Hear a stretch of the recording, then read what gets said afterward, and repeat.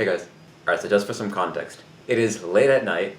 I'm about to go to bed. I'm in my pajamas. I have school tomorrow. Sorry, school today. And instead of sleeping or doing my homework, I'm recording a video. I made great decisions. So yeah, this video is going to be a little bit different. I'm kind of going out on a limb. Normally I like to have things scripted or at least planned out. This time I'm just going to be freestyling the entire time. So let's get started. So at the time I'm recording this, yesterday was Mike Dean's birthday. For those who don't know, Mike Dean's a living legend. He produced a lot of Kanye's old stuff, and anytime you hear a real synthesizer in any modern rap song, like Shots in the Dark or like half of Travis's stuff, assume it's him. So I wanted to break down a beat I made that was in the style of him. Let's get started. So before I explain it, I'll give you guys a quick snippet of the final beat.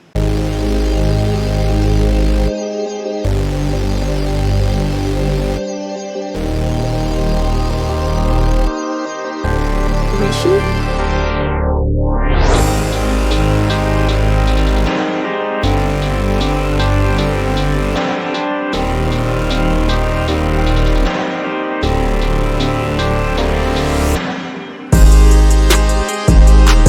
So I'll start off with the main melody. We have this.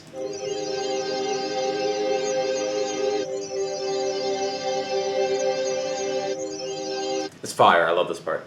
So we are in G sharp minor, I'm pretty sure. No? Whoops.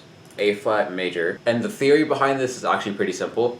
So first off, the sound selection. So Mike Dean usually uses like real physical synthesizers to make his stuff. But if you have Omnisphere, I'm about to show you something that will change your life. So Omnisphere has a lot of great presets, as we know, but if you click A, go to the sample, and then click this, you get access to all the raw samples. And if you go down to this synthesizer folder here, we have a whole bunch of synths to choose from.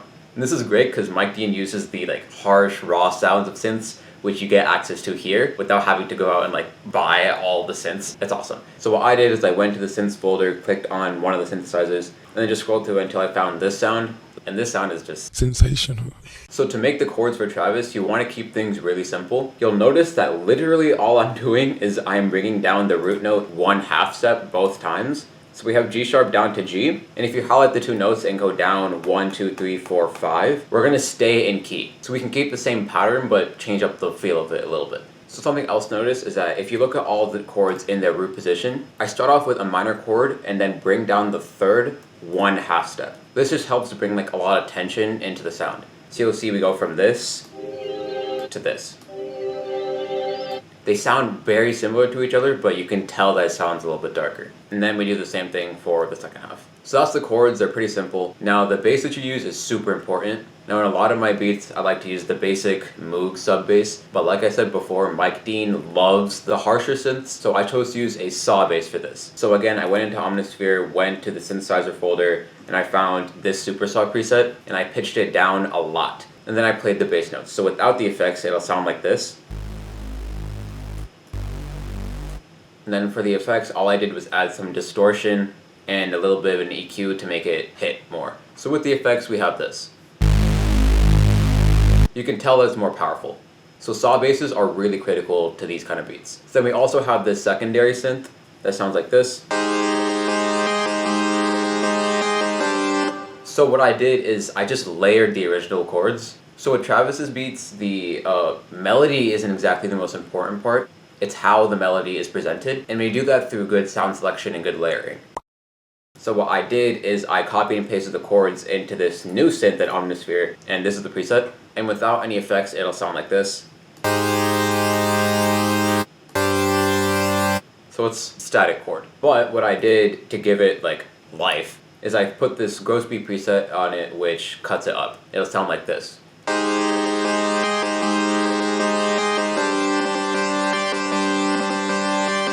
This sounds a lot cooler. It almost reminds me of like an overdrive rock guitar, which is pretty cool. And obviously we have some reverb and then an EQ that cuts out the highs.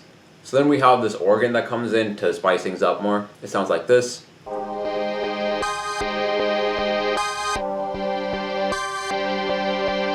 Now again, this is just another layer, so copy paste, same stuff as before. Here's the name of the sample, and here is the gross beat preset we put on it. Okay, so FL just crashed.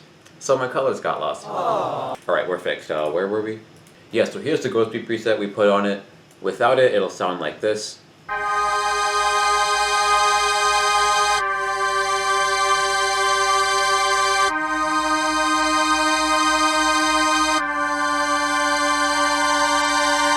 With it, it sounds like this.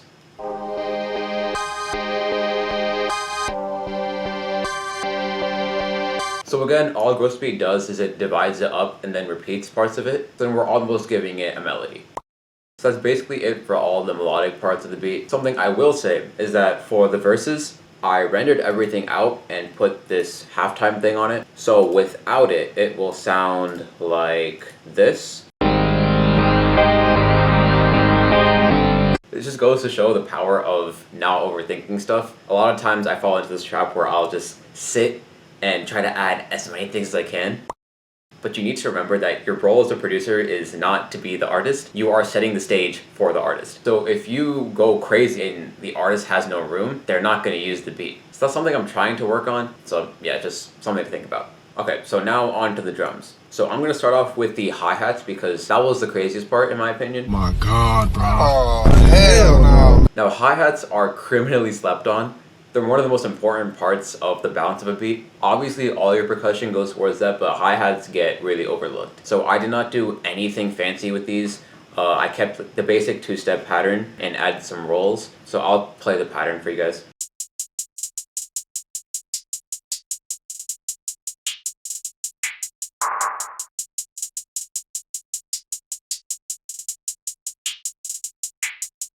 So something important to note is I add these lower hats as we progress, and I made sure to turn them down a little bit so they don't like kill your ears. And something else I think that people should be doing more is playing with the pan of their drums. So what I did is I added this effect called pancake, which I've been loving recently. What it does is it takes the track and it'll throw it between your two ears. So if we listen to it without pancake, it'll sound like this. You'll notice that it's in the phantom center. But if we turn pancake on, you'll see that it's going to bounce between our ears. It's really subtle, you can like hardly notice it. This is just one of those things that the listener is supposed to feel, not hear. Hopefully that makes sense. It also helps make things not so chaotic and it adds more space among the instruments, which definitely becomes more important as you get more into like mixing and stuff.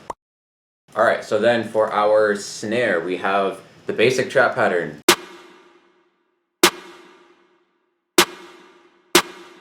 You will notice that I had some reverb on it, so without it, it sounds like this, and with it, it sounds like this. So a lot of Travis's music is supposed to be anthemic and like good for performances, and a lot of that comes from having reverb in spaces and such. And you're not really supposed to put reverb on drums, but I feel like people should do it anyways. So really the only different thing I did here was I switched the clap and the snare. So wherever you typically have a snare, I put the clap, and where the clap was supposed to be, I put the snare. So here's what it sounds like with all of like the extra percussion and such.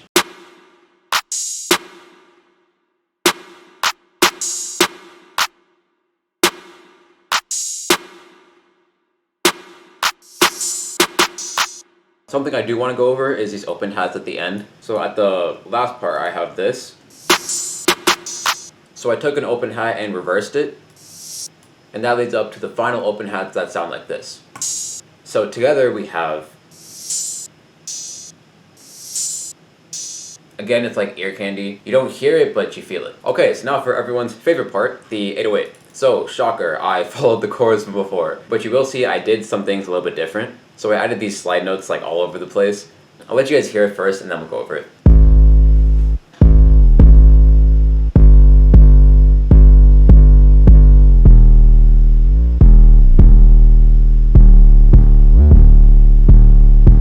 So slide notes are used a lot in like drill music. You'll have like the wah wah wah wah. Basically how you do that is you click S, then place a note. And you'll see this little white triangle, that means you're sliding up. So instead of having this, you have this. It's a lot cooler. So you can use this strategically at the end of each 4 bars to go to the next chord. That's what I did like right here and right here. You'll see that we slide from one root note to another to make the transition smoother. So instead of abruptly going, you ease into it. So you can use it intelligently like that, or you can just be stupid like me and just like throw it randomly. So you'll see here I have it go up and then down immediately. It's a little bit ignorant, but eh. And then right here I have it slide like an octave up. So yeah, 808 slides they're fun. So the kick is where like the meatiest part of the bass comes. It sounds like this by itself. With the bass, it's like this.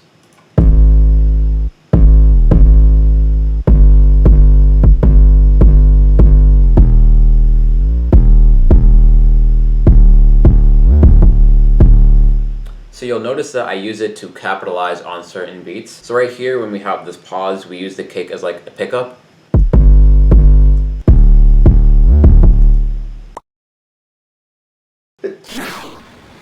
Okay, so finally for some arrangement stuff. Recently, something I've been doing a lot is for the pre-hook, I like to slow everything down. And I don't mean literally lowering the tempo. I mean giving the listener like headspace, giving them room to breathe, letting them like catch their breath before the drop in the chorus. So how I did that is I have the halftime melodies from the verse. And then I made this like drum loop thing. Basically all it is the percussion we just went over, just halftime. And I made sure to emphasize certain parts. So you'll see that when I have the snares hit on these beats, I cut out everything else. Okay, here's the loop.